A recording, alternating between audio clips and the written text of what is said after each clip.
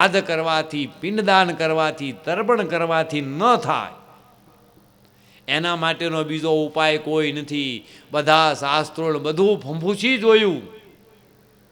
પછી ગૌકર્ણે પોતાના તપોબળથી સૂર્યની ગતિને રૂંધીને સૂર્યદેવને પૂછ્યું, મહારાજ તમે જીવ માત્રના કર્મના સાક્ષી દેવ છો, આપ બતાવો મારા ભાઈની કેવી રીતે મુક્તિ થશે. સૂર્યનારાયણે કીધું છે કે હે ગોકર્ણ, તમારા ભાઈની અસરગતિ થવાનું કારણ આ છે, એક તો પાપ કર્મ છે, નથી એના દાહ સંસ્કાર થયા, નથી એનું કાંઈ શ્રાદ્ધ ઇત્યાદિ થયું. અહીંયા જ તમારા ભાઈનો મૃત્યુદેહ દટાયેલો પડ્યો છે. તમે આજ તમારા આંગણાની અંદર ભાગવત કથાનું ગાન કરો, અને ભાગવત કથા જો તમારો ભાઈ સાંભળશે પ્રેત રૂપે તો પ્રેત રૂપે, તો એની મુક્તિ થશે. એ સિવાય એનો બીજો કોઈ ઉપાય નથી. અને સૂર્યનારાયણની વાત સાંભળી અને જ્યારે માગશર મહિનો આવ્યો, એ માગશર મહિનાની અંદર ગૌકર્ણે પોતાના જ ગામમાં, પોતાના જ આંગણાની અંદર ભાગવત કથાનું આયોજન કર્યું. સમય આવ્યો ત્યારે ગામ લોકોને ભેગા કે આયોજન કર્યું, અને સ્વયં ગૌકર્ણ પોતે વ્યાસપીઠ ઉપર બેસીને ભાગવતની કથા સંભળાવી. એ સમયે ત્યાં પ્રેત રૂપે ઓલો ગૌકર્ણ ધંધુકારી આવ્યો. એ વાયુ રૂપે હતો, કાંઈ સ્થિર થઈને ઊભો રહી નહોતો એકતો. એટલે ત્યાં જે મંડપ નાખેલો હતો એના થાંભલા હતા, એ વાહડાના હતા. એ વાંસના થાંભલામાં એકમાં થોડોક પોલારો હતો, તડ પડેલી. એ તડની અંદર જઈને વાંસની અંદર ભરાઈને બેઠો ગૌકર્ણ. એ એક દિવસની કથા પૂરી થઈ, એ વાંસડો ફાટ્યો. એક ગાંઠ એની ફાટી, બીજા દિવસે બીજી ગાંઠ ફાટી. આમ 7 દિવસને અંતે જ્યારે કથા વિરામ પામી, પૂર્ણાહુતિ થઈ, ત્યારે 7 ગાંઠવાળો જે ઓલો વાંસ હતો એ ફાટ્યો. એમાંથી દિવ્ય રૂપને ધારણ કરી અને આ ધંધુકારી છે એ પ્રગટ થયો. જેને ચતુર્ભુજા હતી, પીળું પિતાંબર પહેરેલું હતું, માથા ઉપર કિરીટનો મુગટ હતો, કાનમાં કુંડળ હતા, આવું દિવ્ય રૂપને ધારણ કરી પ્રગટ થયો. અને પ્રગટ થઈને બોલવા મળ્યો છે કે ધન્ય ધન્ય હે ભાઈ, તને ધન્ય છે. આ કથા જે છે ભાગવતી કથાને ધન્ય છે. એમ તારી કૃપાથી આજે હું આવા પ્રેત યોનિમાંથી ભાઈ મુક્ત થયો છું. એમ કરીને એના સન્માં વંદન કરવા મળ્યો. એ સમયે ત્યાં ભગવાનના પાર્ષદો વિમાન લઈને આવ્યા. આ ધંધુકારીને વિમાનની અંદર બેહાર્યો અને વિમાનને લઈ જવાની તૈયારી કરી. એ સમયે ગૌકર્ણે કીધું છે કે હે પ્રભુના પાર્ષદો, તમે એક વિમાન લઈને કેમ આવ્યા? અહીંયા જેટલા શ્રોતાઓ છે એ બધાએ એક સમાન કર્મ કર્યું છે, બધાએ કથા સાંભળી. તો પછી એક વિમાન લઈને આવો ભેદ કેમ તમે રાખો છો? એક વિમાન કેમ? બધાને આવવું છે ભગવત ધામની અંદર. ભગવાનના પાર્ષદોએ કીધું છે કે હે ગૌકર્ણજી, બધાએ સાંભળવામાં ભેદ છે, એટલા માટે એના ફળમાં ભેદ પડ્યો છે. આ ધંધુકારીએ 7 દિવસ એક આસન ઉપર બેસી ખાધ્યા પીધ્યા વિના મુમુક્ષુ થઈ અને કથાનું શ્રવણ કર્યું છે. એ જ્યારે કથા હાલતી હોય ત્યારે કથાને સાંભળે. કથાનો જ્યારે વચ્ચેનો સમય વિરામનો આવે ત્યારે સાંભળેલી કથા ઉપર મનન કરે, અને મનન કરીને પછી નિધિ ધ્યાસન જીવનમાં ઉતારે. પોતાના જીવનમાં કરેલા જેટલા પાપો હતા એ પાપનો પસ્તાવો કરે. વિચાર કરે, ક્યાં ઊંચ બ્રાહ્મણ કુળમાં મારો જન્મ થયો, મેં કેવા કેવા પાપ કર્મો કર્યા. આમ પાપનો પસ્તાવો કરો, અને પાપના પસ્તાવો કરવાથી એના પાપો છે એ બળી ગયા. અને એક આસને ઉપર ખાધ્યા પીધ્યા વિના મુમુક્ષુ થઈને કથા સાંભળી. એટલે ભગવાને વિમાન લઈને મોકલ્યો છે. આ બધાએ કથા તો સાંભળી, પણ કોઈએ કથાનું મનન કર્યું નથી કોઈએ જીવનમાં કથાને ઉતારી નિધિ ધ્યાસન કર્યું. એટલા માટે એનું જે ફળ મળવું જોઈએ બધાને હરખું, એ ફળની અંદર ભેદ પડ્યો છે. પુનઃ જ્યારે ફરીને શ્રાવણ મહિનો આવે, પુનઃ તમે કથા કરજો. બધા જ આ જ રીતે કથાનું શ્રવણ કરે મનન કરે, જીવનની અંદર ઉતારે તો ભગવાનના બધાને ભગવત ધામની અંદર આવવાનો મોકો મળશે, લાભ પ્રાપ્ત થશે. આમ ધંધુકારીને લઈ અને ભગવાનના પાર્ષદો ભગવત ધામની અંદર ગયા. ફરીને જ્યારે શ્રાવણ મહિનો આવ્યો ત્યારે પુનઃ ગૌકર્ણજીએ પુનઃ ભાગવત કથાનું આયોજન કર્યું. આ વખતે આંગણામાં નહીં, ગામના પાદરમાં જઈને આયોજન કર્યું. અને ગામના જેટલા પણ હતા, આજુબાજુના ગામમાં નિવાસ કરતા, એ બધા જ કથા સાંભળવા માટે આવ્યા.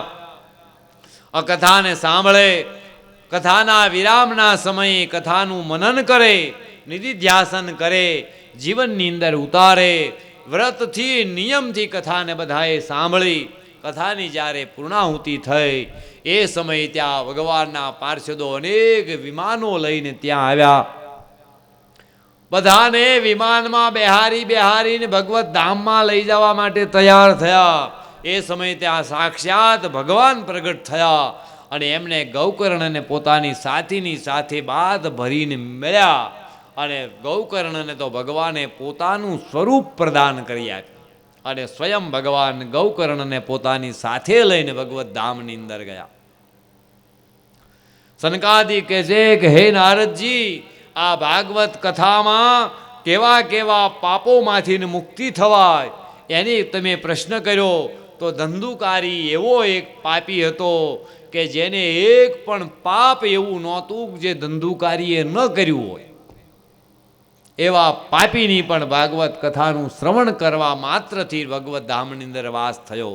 તો ગમે એવા પાપી હોય છતાં પણ ભાગવત કથાને જો ધ્યાનથી સાંભળે, એનું મનન કરે, નિધિધ્યાસન જીવનમાં ઉતારે તો મોટા મોટા પાપો છે એ બળીને ભસ્મ થઈ જાય છે. એ કથા સંભળાવી. ત્યાર પછી કથા શ્રવણનો વિધિ વર્ણન કર્યું કે જેને કથા કરાવવી હોય, એક વ્યક્તિ પણ કથા કરી શકે, કરાવી શકે. બે ચાર ભેગા થઈને કરે, મોટો સમૂહ ભેગા થઈને કરે. કોઈ તીર્થયાત્રામાં જાય તો તીર્થ સ્થળે કથા કરાવે, નદીનો કિનારે કરાવે, સરોવરને કિનારે કરાવે, કોઈ પવિત્ર સ્થાનમાં કરાવે, અથવા તો જ્યાં પણ વિશાળ જગ્યા મળતી હોય ત્યાં કથાનું આયોજન કરાવે. યોગ્ય વ્યક્તિ જે હોય, વિદ્વાન હોય, એની પાસે જઈને પ્રાર્થના કરે, એમની પાસે મુહૂર્ત લે, મુહૂર્ત પ્રમાણે પત્રિકાઓ લખે અને બધાને વેચીને બધાને તેડાવે પોતાને ત્યાં, અને ત્યાં જઈને કથાને સંભળાવે. આમ નિયમપૂર્વક કરે. સામાન્ય રીતે શ્રોતાઓને માટે લખ્યું કે જો શક્ય હોય તો 7 દિવસના ઉપવાસો કરે, એ શક્ય ન હોય તો ફળાહાર કરે, એ શક્ય ન હોય તો દિવસમાં એક સમયે ભોજન કરીને કથાને સાંભળે, અને એ પણ શક્ય ન હોય તો પણ થોડો અલ્પાહાર કરે, થોડું ઓછું જમે કે જેથી 3 કલાક શાંતિથી એક જગ્યાએ સરખી રીતે બેસી શકાય. તો એ પ્રમાણે રે, કથાને સાંભળે. કથાના જ્યારે વચ્ચેનો વિરામ હોય ત્યારે કથા જે સાંભળી છે એની ઉપર મનન કરે, જીવનની અંદર ઉતારે. આમ 7 દિવસની કથા માટેના એ 7 નિયમો બતાવી અને સનકાદિક ઋષિ નારદજીની રજા લઈ અને પોતાના સ્થાનની અંદર ગયા. અહીંયા વ્યાસજી મહારાજે ભાગવત મહાત્મ્યને પૂર્ણ કર્યું. ઇતિ શ્રી પદ્મ પુરાણે ઉત્તરાખંડે શ્રીમદ ભાગવત મહાત્મ્યમ સમાપ્ત. શ્રી કૃષ્ણપણમસ્તુ. નમઃ. કાયેન વાચા મનસેન્દ્રિયૈર્વા બુદ્ધ્યાત્મના વા પ્રકૃતિ સ્વભાવ કરોમિ યદ્યદ સકલં પરસ્મૈ નારાયણાયિતિ સમર્પયામિ. ભાગવત મહાત્મ્ય રૂપી પુષ્પ ભગવાનના શ્રી શરણો અંદર સમર્પિત. અને હવે અહીંયાથી શ્રીમદ ભાગવતનો પ્રારંભ થાય. ભાગવત મહાત્મ્ય એ ભાગવતની કથા નથી. ભાગવતના જે 12 સ્કંદ છે, 335 અધ્યાય અને 18,000 શ્લોક છે, એની 12ની આ કથા છે. ઇતિ શ્રી પદ્મ પુરાણે. ભાગવત કથાનું મહાત્મ્ય અનેક પુરાણોમાં વર્ણિત થયેલું છે. ભાગવત સ્વયંમાં એનું મહાત્મ્ય ન હોય, ભાગવત પોતે પોતાના વખાણ ન કરે, અન્ય પુરાણમાં છે. તો આ જે પદ્મ પુરાણની અંતર્ગત જે ભાગવતનું માધ્યમ આવ્યું એનું આપણે વર્ણન કરીએ. હવે શ્રીમદ ભાગવતની અંદર પ્રવેશ કરીએ. થોડો સમય બચ્યો છે, મંગલાચરણ એક ભાગવતનું કરી લઈએ. જન્માધસ્યતોન્વયાદિતરતો સાર્થેષ્વભિઘ્નસ્વરાટ તેને બ્રહ્મરુદાયયાદિકવયે મૂયન્તિ યત સૂરયો તેજો વારિમૃદાં યથા વિનિમયો અત્ર ત્રિસર્ગો મૃષાં દામ્ના સ્વેન સદા નિરસ્તકુહકં સત્યં પરમ ધીમહિ. શ્રીમદ ભાગવતનો પ્રથમ શ્લોક, પ્રથમ સ્કંદ, પ્રથમ અધ્યાય અને પ્રથમ શ્લોક. વ્યાસજી મહારાજ ભાગવતના પ્રારંભ કરતા ભગવાન માટેનું મંગલાચરણ કરે. મંગલાચરણના 3 પ્રકારો હોય. એક મંગલાચરણ એવું હોય કે વસ્તુ નિર્દેશાત્મક હોય, જેની અંદર મંગલાચરણમાં આની અંદર શું આવવાનું છે ભાગવતમાં એનો નિર્દેશ કરતું હોય સંક્ષેપમાં, જેને કહેવામાં આવે છે વસ્તુ નિર્દેશાત્મક મંગલાચરણ. બીજા છે નમસ્કારાત્મક, જે મંગલાચરણમાં ભગવાનને નમસ્કાર કરવામાં આવતા હોય. અને ત્રીજું છે આશીર્વાદાત્મક, જે મંગલાચરણની અંદર આશીર્વાદ પ્રદાન કરવામાં આવતા હોય. અહીંયા વ્યાસજી મહારાજ આ 3 પ્રકારને સમન્વય કરી અને મંગલાચરણ પહેલા શ્લોકમાં બોલ્યા છે. જન્માધસ્યતોન્વયાદિ તરત, કે જેનાથી જેના વડે આ જગતનું સર્જન થાય છે, જેનાથી આ જગતના સમસ્ત જીવોનું પાલન કરવામાં આવે છે, જે આ અંત વખતે આ સમસ્ત જીવોને જે પોતાના ઉદરમાં સમાહિત કરી લે છે, તિરોહિત કરી લે છે, સમાવી લે છે. યતોન્વયાદિ તરત સાર્થેષ્વભિઘ્ન સ્વરાટ, જે સ્વયં પ્રકાશિત છે, એને બીજાના પ્રકાશની તેજની જરૂર નથી, જે સ્વયં પ્રકાશિત છે. સ્વરાટ તેને બ્રહ્મરુદાયયાદિ કવયે, જેમને જે બ્રહ્મે જે ભગવાને આદિ કવિ બ્રહ્માજીને સંકલ્પ માત્રથી જેનું જ્ઞાન પ્રદાન કરેલું છે, તેને બ્રહ્મરુદાયયાદિ કવયે મૂયન્તિ યત સૂરય. સૂરય એટલે જ્ઞાની, વિદ્વાનો. જે બ્રહ્મની વિશે મોટા મોટા વિદ્વાનો પણ મોહ પામે છે, એ પણ નક્કી ન કરીએ કે આનું નામ જ બ્રહ્મ, આ જ બ્રહ્મ એમ. અરે એ નહીં, પણ આપણો જે વેદ છે એ વેદની ઋચાઓ પણ ભગવાનના પૂરા રૂપે વર્ણન કરી નથી શકતું. નેતિ નેતિ કહી વેદ પોકારે. નેતિનો અર્થ શું થાય? નેતિ સંધિ ભેગી છે એને છૂટી પાડો એટલે ન ઈતિ, ન ઈતિ, ન ઈતિ, એને ભેગી કરો તો થાય નેતિ. તો જ્યાં વેદની ઋચાઓ પણ કહે કે અમે એટલું જાણવી છીએ, આ પૂરતું નથી. ઈતિ એટલે પૂરું, ન ઈતિ એટલે આ પૂરું નથી. જેને માટે વિદ્વાનો નહીં, જે વેદની ઋચાઓ પણ જેને પૂરા રૂપે જાણી નથી એકતી, વિદ્વાનો પણ જેના પ્રત્યે મોહને પામે છે. મૂયન્તિ યત સૂરય તેજો વારી મૃદામ યથા વિનિમયો યત્ર ત્રિસર્ગો મૃષામ. જેવી રીતે કુંભાર અગ્નિ, માટી, જળ અને અગ્નિ, તેજો, તેજ એટલે અગ્નિ, વારી એટલે પાણી અને મૃદામ એટલે માટી, આ 3નો સમન્વય કરીને જેવી રીતે અનેક પ્રકારના ઘાટોને બનાવે, એવી રીતે ભગવાન પણ પંચ મહાભૂતનો આશ્રય કરી અનેક પ્રકારની સૃષ્ટિનું જે સર્જન કરે છે, એ સૃષ્ટિ હકીકતમાં યત્ર ત્રિસર્ગોમરશ્યામ, 3 પ્રકારની સૃષ્ટિ, જાગ્રત, સ્વપ્ન અને સુષુપ્તિ, આ 3 પ્રકારની સૃષ્ટિ છે, હકીકતમાં મિથ્યા છે. યત્ર ત્રિસર્ગોમરશ્યામ, મૃષાનો અર્થ કર્યો છે પરિવર્તનશીલ, ખોટી એમ નહીં, પરિવર્તનશીલ. પરિવર્તન એટલે આપણે ત્યાં નાના બાળકનો જન્મ થાય અને એ બાળક ધીમે ધીમે કરતાં કરતાં મોટું થતું થતું વૃદ્ધ થઈ જાય, એમાં કેટલું પરિવર્તન આવે. આપણી પાસે રોજ રહેતો એટલે એ પરિવર્તન આપણને દેખાય નહીં, પણ એક એક ક્ષણે જેમ એમાં પરિવર્તન થાય એમ આખા સંસારનું ધીરે ધીરે ધીરે ધીરે એક એક ક્ષણમાં એનું પરિવર્તન થાય. આજે જે કાંઈ દેખાય છે એ શાશ્વત નથી. અત્યારે દેખાય છે એનું પણ પરિવર્તન થઈ જશે.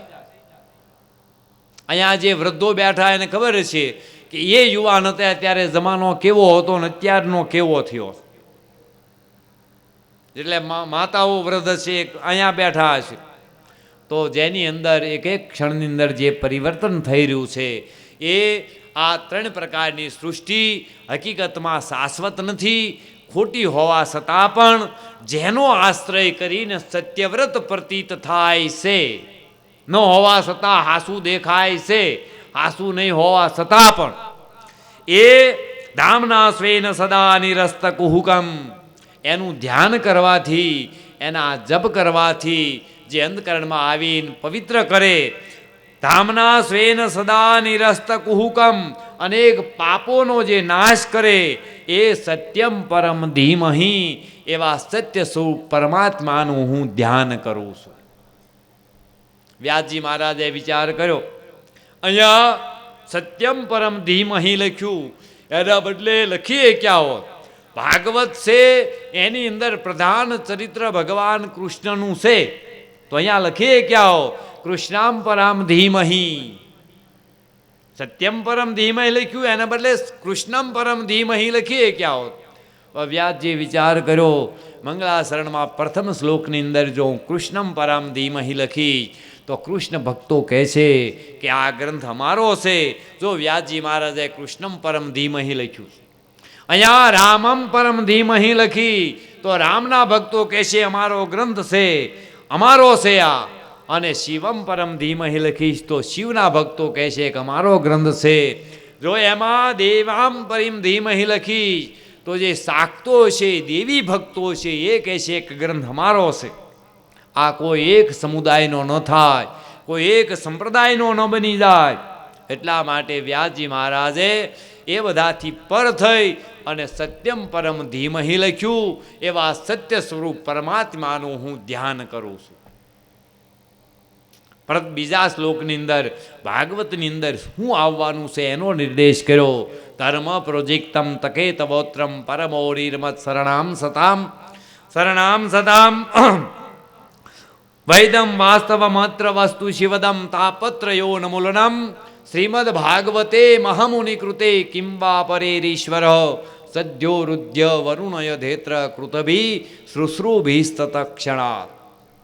કે આ ભાગવતની અંદર ધર્મ પ્રોજિક્તમ તકે તવોત્રમ, આની અંદર કોઈ જાતના અન્ય ધર્મનું વર્ણન નથી, કામ્ય ધર્મનું વર્ણન નથી, વ્યવહાર ધર્મનું વર્ણન નથી. ધર્મ પ્રોજિક્તમ તકે તવોત્રમ પરમો નિર્મત શરણામ સતામ વૈદમ, આની અંદર પરમ ધર્મનું વર્ણન કરવામાં આવ્યું છે. નથી કામ્ય ધર્મ, નથી વ્યવહાર ધર્મ, નથી કાંઈ બીજું. પરમ ધર્મનું જેની અંદર વર્ણન કરવામાં આવ્યું છે. નિર્મત શરણામ સતામ, જેને સાંભળવા માત્રથી, શ્રવણ કરવા માત્રથી જેનાથી અંતકરણ નિર્મળ થઈ જાય છે, એવા પરમ ધર્મનું વર્ણન કરવામાં આવ્યું છે. જેનું શ્રીમદ ભાગવતે મહામુનિ કૃતે, મહામુનિ કૃષ્ણ દ્વૈપાયન ઋષિ એટલે કે વેદ વ્યાસજીએ જેની રચના કરેલી છે, એવો શ્રીમદ ભાગવત સાંભળે એમ નહીં, ખાલી સાંભળવાનો સંકલ્પ કરે, મનમાં નક્કી કરે કે આજ ભાગવત સાંભળવા માટે જાવું છે, એટલા માત્રથી એની અંદર રહેલા પાપો છે એ પાપો ધ્રુજવા મળે. અને જ્યાં કથાની અંદર આવીને બેસે કે સદ્યો રુદ્યો સદ્યો તરત તતક્ષણ એનું અંતકરણ છે એ નિર્મળ થાય. નિર્મળ થયેલા અંતકરણમાં ભક્તિનો પ્રાદુર્ભાવ થાય અને ભક્તિ આવે પછી ભગવાન દૂર રહેતા નથી. તો સદ્ય રુદ્યો વરુણ ધેત્ર કૃતભી શુશ્રુભી તતક્ષણા, અને તતક્ષણ ભગવાન એના હૃદયમાં આવીને બેસી જાય. આવું આ ભાગવતની અંદર વર્ણન કરવામાં આવ્યું છે. આમ 2 શ્લોકથી મંગલાચરણ કરી. ત્રીજા શ્લોકની અંદર એમણે નિગમ કલ્પતરોર ગલિતમ ફલમ સુખમુખાદમૃત દ્રવ્યસયુતમ પીબતમ ભાગવતમ રસમાલયમ મુહુરહો રસિકા ભુવિ ભાવુકા. નિગમ કલ્પતરોમ, નિગમ એટલે વેદ અને વેદાંત. વેદ અને વેદાંત રૂપી એક મોટું ઝાડ છે, વૃક્ષ, કલ્પ વૃક્ષ, વેદ વેદાંત રૂપી. હવે જે પણ ઝાડ હોય, વૃક્ષ, એનું રસ, એનો નિચોડ શું હોય? ફળ. ફળ એનું નિચોડ છે. તો આવું કલ્પ વૃક્ષ રૂપી વેદ વેદાંત રૂપી એક કલ્પ વૃક્ષ હતું. એ વૃક્ષને એક ફળ લાગ્યું અને એ ફળ પાછું ગલિતમ ફલમ, એ એમ નામ એ કલ્પ વૃક્ષને ઝાડને નીચે જ એમ નામ પાક્યું, પાકીને ખરી ગયું. તોડીને ફૂક્યું એમ નહીં, પાકીને ગળી ગયું. ગળીને એની મેળે એમાંથી છૂટું પડ્યું, ખડી ગયું. એ ગલિતમ ફલમ. અને વળી એવું જે ફળ હતું એમાં સુખદેવજી રૂપી પોપટની એક ચાંચ લાગી. અને એ પોપટની ચાંચ લાગતા એક તો મધુર હતું, એમાં અતિ મધુર થયું. રસમ આલયમ, આલય શબ્દ છે અહીંયા. આલયનો અર્થ થાય છે કેવલ રસે રસથી ભરેલું. દરેક પ્રકારના ફળ હોય ને એમાંથી આખું કોઈ ફળ ખવાય નહીં, કાંઈક ને કાંઈક છોડવું પડે. કેરી છે તો કેરીમાં 3 વસ્તુ હોય. એક સાલ હોય, અંદર રસ હોય ને પછી ગોટલી હોય. સાલને છોડી દેવી પડે, ગોટલીને છોડી દેવી, વચ્ચેનો રસ રસ ખવાય. કેટલાક ફળો એવા હોય કે ખાલી એનું જે બીજ હોય એ જ ખવાતું હોય. કેટલાક ફળ એવા હોય કે ઉપલી સાલ જ ખવાતી હોય. એવું એક પણ ફળ નથી કે સર્વાંગ તમે ખાઈ શકો. કાંઈક ને કાંઈક છોડવું પડે. જ્યારે ભાગવત રૂપી ફળ એવું છે કે આલયમ, રસે રસથી ભરેલું છે. રસ જાણે ઘન રૂપ ધારણ કરીને ત્યાં આવ્યું હોય, એમાં કોઈ ત્યાજ્ય વસ્તુ, છોડવાની વસ્તુ નથી. એવા નિગમ કલ્પતરોર ગલિતમ ફલમ સુખમુખાદમૃત દ્રવ્યસયુતમ. આલય શબ્દ બન્યો, રસથી પૂરેપૂરું ભરેલું છે. સુખદેવજી રૂપી પોપટની એમાં ચાંચ લાગેલી છે અને ચાંચ લાગતા એ અતિ વધુ મધુર થયું છે. કલ્પવૃક્ષને માટે આપણે બધાએ સાંભળ્યું જ હોય. સ્વર્ગની અંદર દેવતાની પાસે 2 અદ્ભુત વસ્તુ છે જેમાંથી ને સમૃદ્ધિમાન ગણાય છે. એમાં 2માં એક છે કલ્પવૃક્ષ અને બીજું છે કામધેનુ. કલ્પવૃક્ષ એક એવું વૃક્ષ છે કે જેની છાયામાં, જેની આશરે, જેના શરણમાં જે વ્યક્તિ કે જે જીવ જઈ સડે એની સમસ્ત મનોકામના પૂરી થઈ જાય. ન્યાજ એને માગવું ન પડે. મનમાં જે પણ કામના જાગે એ કલ્પવૃક્ષ તરત પૂરી કરી આપે. એવા વેદ વેદાંત રૂપી એ કલ્પવૃક્ષની નીચે અનેક ગયા. દરેકની મનોકામનાને કલ્પવૃક્ષે પૂરી કરી.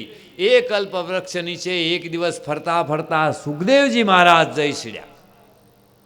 એમણે પણ ત્યાં વિશ્રામ કર્યો અને ઊભા થઈને હાલતા થયા. વિશ્રામ કર્યા છતાં પણ એના મનમાં કોઈ જાતની કામના ન જાગી. કલ્પવૃક્ષે વિચાર કર્યો, આજ મારે ત્યાં એક યોગ્ય અતિથિ આવ્યા છે, એના મનમાં જે પણ કામના જાગે હું તરત પૂરી કરી આપું. પણ સુખદેવજીના મનમાં કોઈ કામના ન જાગી. અને જ્યારે ઊભા થઈને હાલતા થયા અને છતાં કામના ન જાગી ત્યારે કલ્પવૃક્ષને સ્વયં બાસા ફૂટી. એને કીધું કે મહારાજ, કેમ એમ નામ બ્યા જાઓ? મારે આશરે જે આવે એ કોઈ ખાલી હાથે નથી જતો મહારાજ, કંઈક માગો મારી પાસેથી. સુખદેવજીએ કીધું કે મારે કાંઈ જોતું નથી, મારી કોઈ ઈચ્છા નથી.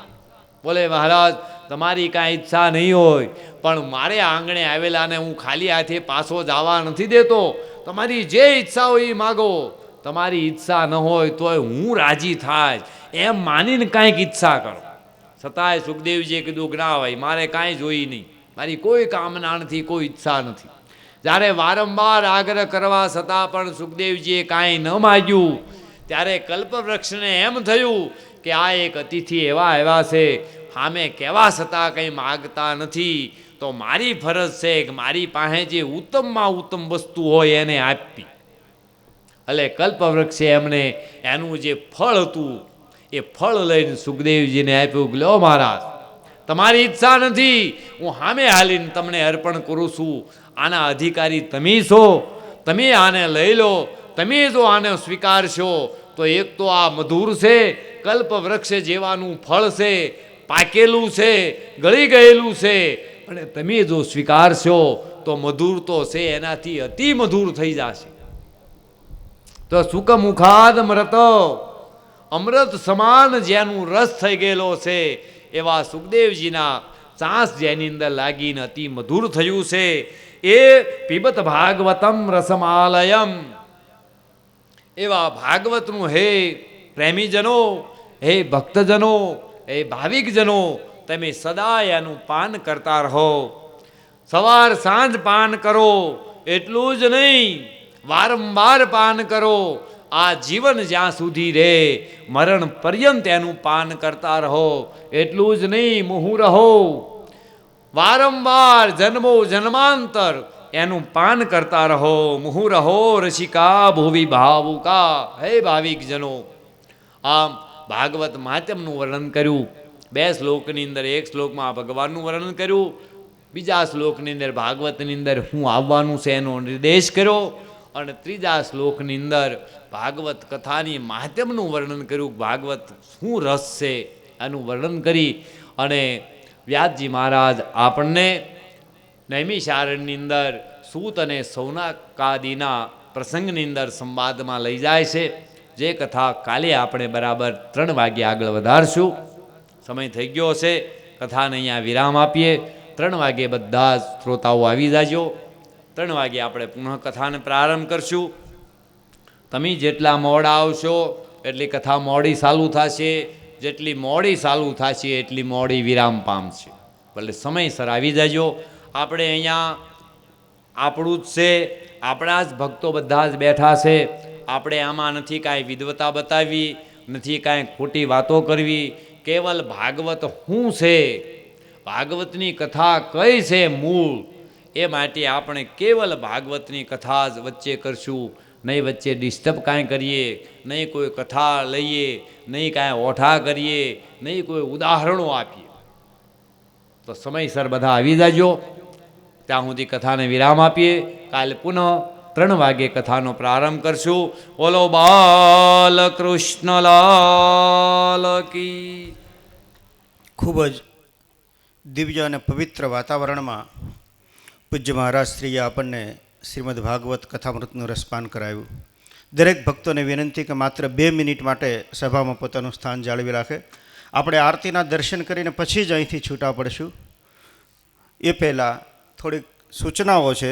જે આવતીકાલે 1 વાગે જે યજમાનોને પૂજામાં આવવાનું છે એનો વધારેમાં વધારે લાભ આપણે પૂરેપૂરો લઈએ એનો દરેક ભાવિકો ખાસ ખ્યાલ રાખે. અત્યારે અહીંયા ભાગવતજીની આરતી માટે જે ભક્તોના નામ બોલાય તેઓ અહીંયા ઝડપથી પધારશે.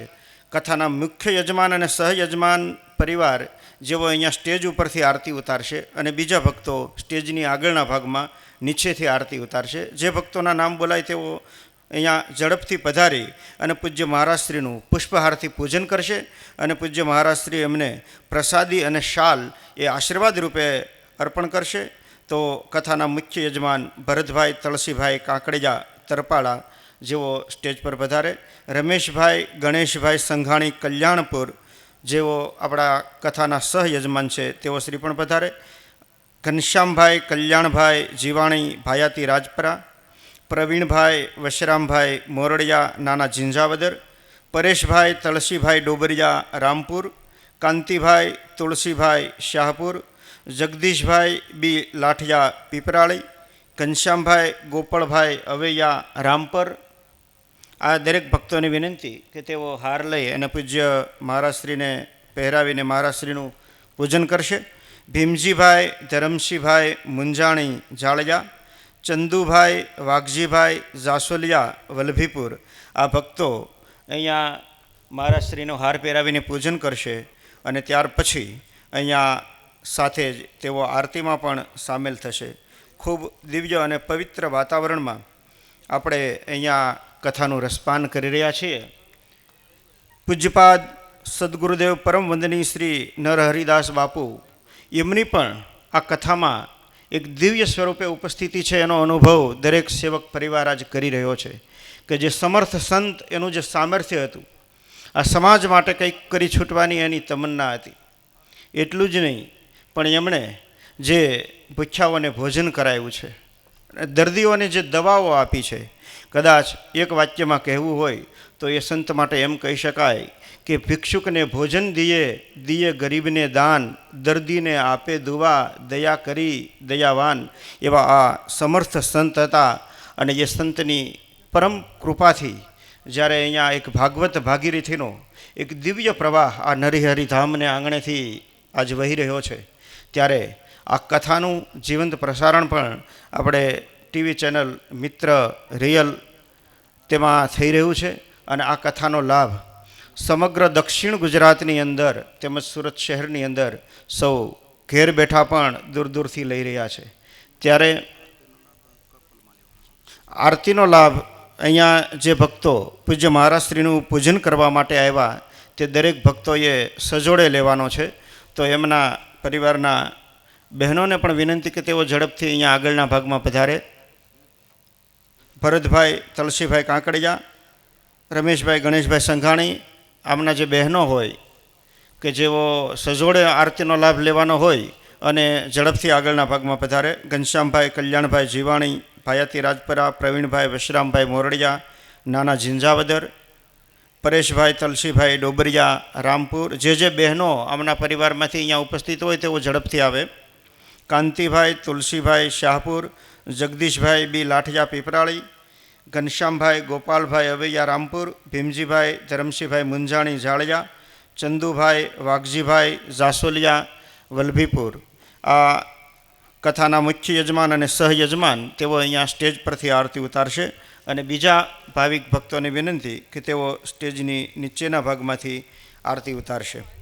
આવતીકાલે 1 વાગે જે પૂજામાં બેસનાર ભક્તો છે એવો અહીંયા સ્ટેજની બાજુમાંથી પોતાના સાથે લાવવાની વસ્તુની યાદી લઈ લે.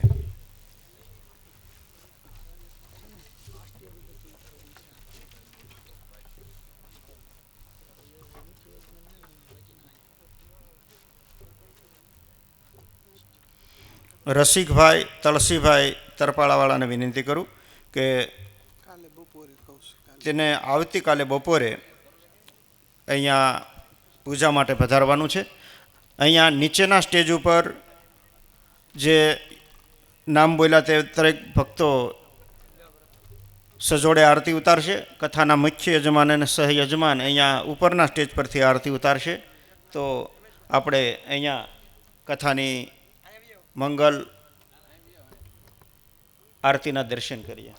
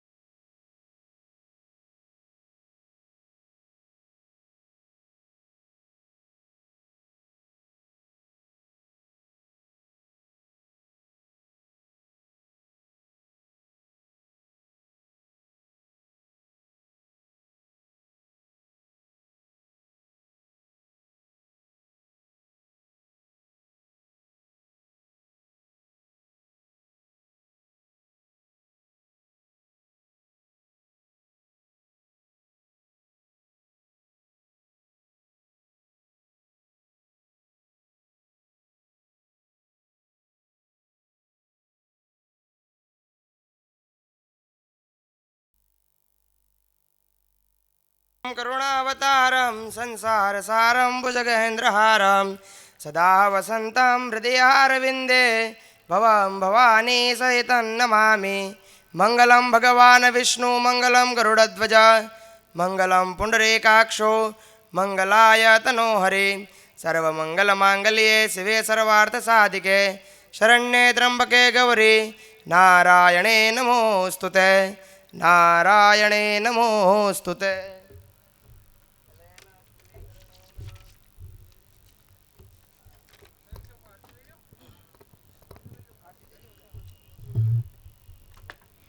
ખૂબ જ દિવ્ય અને પવિત્ર વાતાવરણમાં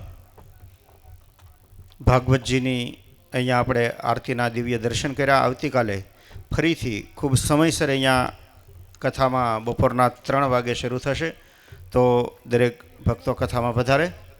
આવતીકાલે બપોરે 1 વાગે જે પૂજામાં બેસવાના છે તે યજમાન